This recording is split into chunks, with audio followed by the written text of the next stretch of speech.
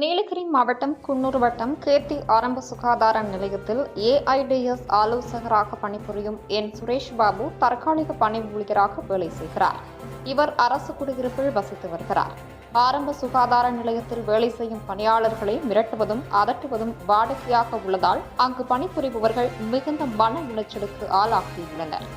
இவர் அரசு பணியாளர்கள் மிரட்டுவது வட்டார மருத்துவ அலுவலருக்கு தெரிந்தும் கண்டுகொள்வதில்லை.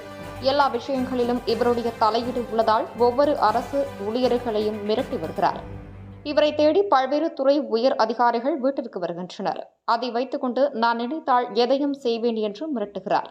அதனால் இவரை மருத்துவமனையை விட்டு வெளியேற்றுமாறு பாதிக்கப்பட்டவர்கள் கோரிக்கை விடுக்கின்றனர். புதிதாக வரும் பெண் அரசு ஊழியர்களிடம் தவறான அணுகுமுறை தொடர்பாக புகார்கள் சொல்லப்பட்டிருந்த போதிலும் பொதுவெளியில் புகாரளிக்க முன்வராததால் அதிகாரிகள் முன்வந்து நடவடிக்கை மேற்கொள்வார்கள் என்று பாதிக்கப்பட்டவர்களும் சமூக ஆர்வலர்களும் எதிர்பார்ப்பதால் பரபரப்பு ஏற்பட்டுள்ளது.